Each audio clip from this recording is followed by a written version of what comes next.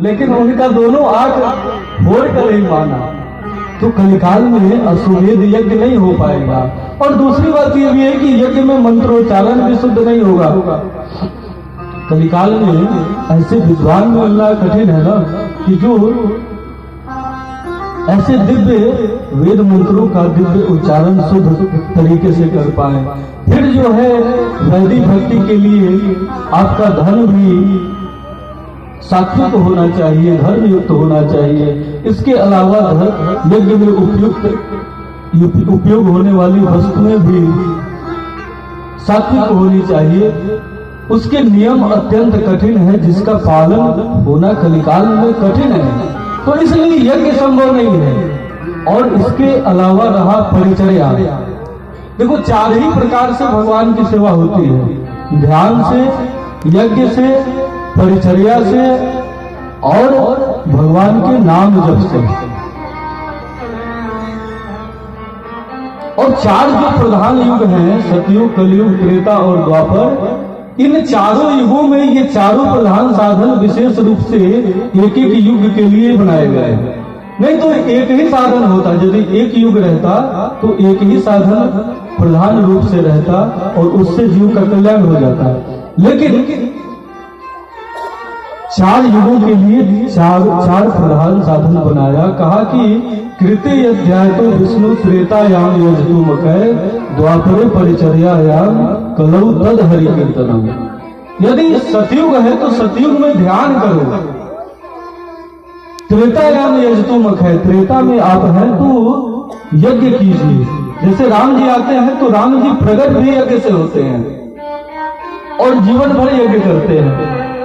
द्वापरे परिचर्यायाम, द्वापर में परिचर्या प्रधान पूजन हो जाता है, आराधना हो जाती है, जिसमें षोडशोपचार, पंचोपचार पूजन होता है। जैसे भगवान कृष्ण में आते हैं तो गोवर्धन भगवान का पूजन करते हैं, तो क्या करते हैं? षोडशोपचार पूजन करते हैं। वहां पे राग भोग लगाया जाता है, भगवान गोवर्धन को 56 भोग लगते हैं। यज्ञ नहीं कराते हैं, पूजन कराते हैं। लेकिन कलौ तद हरि कीर्तनम, कलिकाल में चाहे मीरा हो, मीरा क्या कहती है? रसना राम ही राम रटे रे, पायो जी मैंने राम रतन धन पायो। चाहे नरसिंह हो, यहां तक कि महाराज हनुमान जी भी सुमिर पवन सुत पावन नामो, अपने बस करी राखियो राम।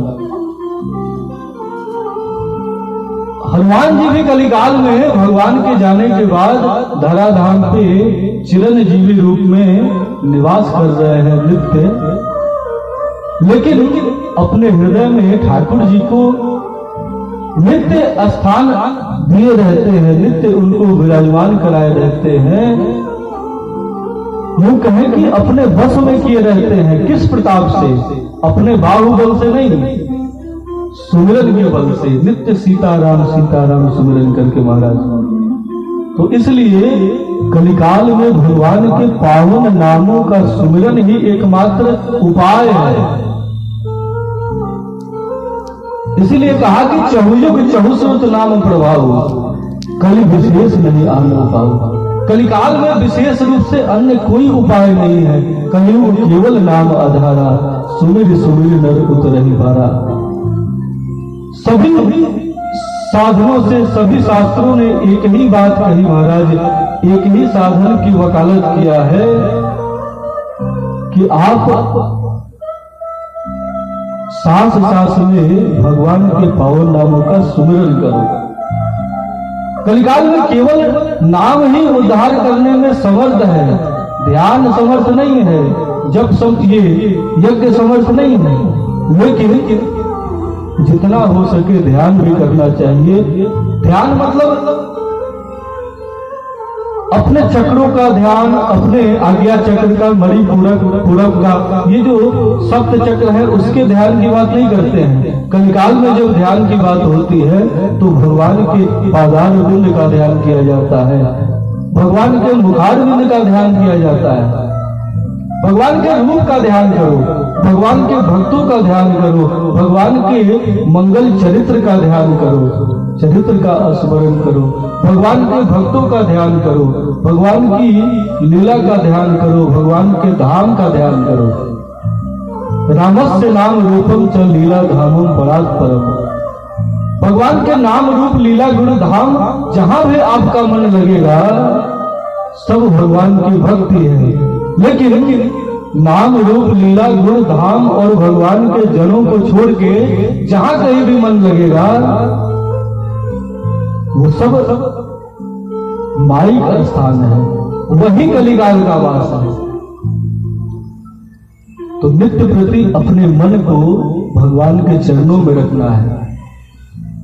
वेद पुराण संत मत एहु सकल सुकृत फल राम सनेहु। सभी सुकृतों का, सभी पुण्यों का फल यही है कि आपका मन भगवान के श्री चरणों में लग जाए। और मन लगाना है, देखो मुख्य रूप से जीवन का उद्देश्य यही है कि भगवान की भक्ति जीवन में प्रकट हो जाए। भगवान महादेव ने भी क्या कहा? महादेव भी कहते हैं कि जहलक साधन वेद बखानी सबकर फल हरि भगति भवानी। सारे साधनों का आप बड़ा से बड़ा अनुष्ठान करते हैं ना। भगवान सुखदेव कहते हैं कि धर्म स्वनुष्ठित पुंसाम विश्वक्सेन कथा सुयः नोत्पादेत यदि रतिम श्रम एवं ही केवलम। ये बड़ा से बड़ा यज्ञ हो जिस यज्ञ में आप लोग अभी उपस्थित हैं, बड़ा से बड़ा अनुष्ठान है, बड़ा से बड़ा आप अनुष्ठान करा लीजिए, लेकिन भगवान के श्री चरणों में उस अनुष्ठान के फल स्वरूप आपका मन नहीं लगा तो फिर क्या होगा? फिर कहते हैं कि श्रम एवं ही केवलम। मान लीजिए इसी यज्ञ को जितने भी भक्त हैं, जो भक्त भी इस यज्ञ को करा रहे हैं मिलजुल के, तो सब केवल गैस सिलेंडर लाने में परेशान रहे, केवल पोस्टर लगाए, बैनर लगाए, और इस अनुष्ठान के माध्यम से महाराज भगवान के श्री चरणों में उनके अंदर प्रीति प्रकट न हो, संतों के श्री चरणों में भाव प्रकट न हो, भगवान की कथामृत में उनका मन अनुरक्त न हो महाराज, तो फिर कहा भगवान ने ही स्वयं कि श्रम एवं ही केवलम। मानना कि तुमने केवल श्रम किया, बड़ा से बड़ा अनुष्ठान कराया, लेकिन मन तो तुम्हारा जगत के विषयों में ही रम रहा था। अरे महाराज, श्रम करने का समय अलग है। जब कथा शुरू हो जाए तो फिर सिलेंडर नहीं लाया जाता है। जब कथा शुरू हो जाए तो फिर अब जैसे कोई कथा कराए, अब लोग कथा ऐसे ही कराते हैं, हम भी तमाम जगह कथा कराने जाते हैं, तो जब कथा शुरू होती है तो जजमान लोग नाश्ता चला रहे होते हैं। अरे जब आपके पास इतनी सामर्थ्य नहीं है, कथा श्रवण करने की सामर्थ्य नहीं है, तो फिर कथा क्यों कराते हो? समय को मैनेज करो, समय का ध्यान दिया जाता है कि कब कौन सा काम करना है। अब जिस समय परीक्षा देने जाना है, जिस समय पेपर होगा, उस समय हम नहाएंगे तो फिर तो फेल ही होंगे ना। तो कहा कि धर्म स्वनुष्ठित पुंसाम विश्वक्सेन कथा सुयः।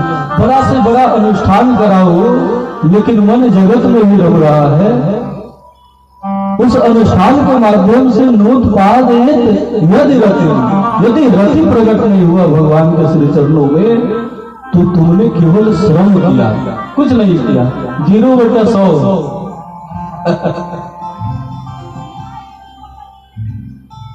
अब आप कहेंगे महाराज क्या बात करते हैं, इस कथा से तो हमारी बड़ी ख्याति हो गई, इस अनुष्ठान से तो सारे क्षेत्र के समाज सेवी मुझको जान गए। तो ये कथा का फल नहीं है। सुनत नशा ही काम मद लोभा, कहा ना गोस्वामी जी ने। कथा श्रवण यदि आपने किया तो आपकी कामनाएं समाप्त होनी चाहिए, ये फल है। कसौटी है। जैसे सुराग होता है ना, तो सोने को ऐसे रगड़ के देख लेता है कि क्या चीज है, सोना है कि पीतल है कि क्या है महाराज। तो वैसे ही कोई संत होता है, वो देख लेता है आपको रगड़ के कि जैसे कभी आपने कथा सुनी धुंधकारी की कि श्रवण तो सबने किया लेकिन मुक्त केवल वही हुआ। तो उसी प्रकार से महाराज श्रवण के माध्यम से आपकी कामनाएं, आपकी वासनाएं समाप्त नहीं हुई, तो वास्तव में श्रवण से कोई फल नहीं मिला, इसका फल उल्टा हो गया और भी वासना आपके जीवन में आ गई। जहां कल तक जो है केवल प्रधानी के लिए सोच रहे थे, तो अब ऐसा लगने लगा कि अब तो मैं विधायक बन सकता हूं। हमारे यहाँ एक नेताजी है, तो दुर्गा पूजा में जिला पंचायत अध्यक्ष हो गए, ये सदस्य हो गए। तो जब एक साल उन्होंने बड़ा मूर्ति का आयोजन कराया, सदस्य हो गए, तो फिर अगली बार और बड़ी व्यवस्था बनाया उन्होंने और फिर बोर्ड लगाया और एक गाना भी बनवाए कि मैया अब की विधायक बनाई देना। तो महाराज कथा और भक्ति आप करने से आपके अंदर फल क्या हुआ उसका कि और वासनाएं बढ़ गई। भगवान के श्री चरणों में अनुराग जहां होना था, आप तो और भगवान से दूर हो गए। तो इससे तो अच्छा होता कि कथा महाराज आप नहीं कराते। इसीलिए तो गोस्वामी जी ने कहा कि चाहू न सुगति सुनति संपत्ति कछु रिद्धि सिद्धि विपुल बड़ाई। क्योंकि ये रिद्धियां, ये सिद्धियां, ये संपत्ति, ये धन, ये मन, ये तन, ये बुद्धि, ये विवेक महाराज सब हमारे पतन का कारण है। संतों की मंडली में एक भाषा बड़ी मशहूर है। संतों की भी तो असंख्य अलग एक भाषा है ना। जैसे नमक को वो राम रस कहते हैं, ऐसे ही एक संतों की एक कहानी है, एक रहनी है। तो संत बोलते हैं कि महाराज जीवन का सबसे कठिन वेला, जीवन का सबसे बुरा दिन जो होता है, वह कठिन वेला कौन सी है? जीवन की सबसे कठिन वेला संतों ने जवानी को ही कहा है। क्यों कहा? क्योंकि सर्वाधिक संभावना जीव के पतन के, जीव के अधोगति की सर्वाधिक संभावना युवा अवस्था में ही होती है।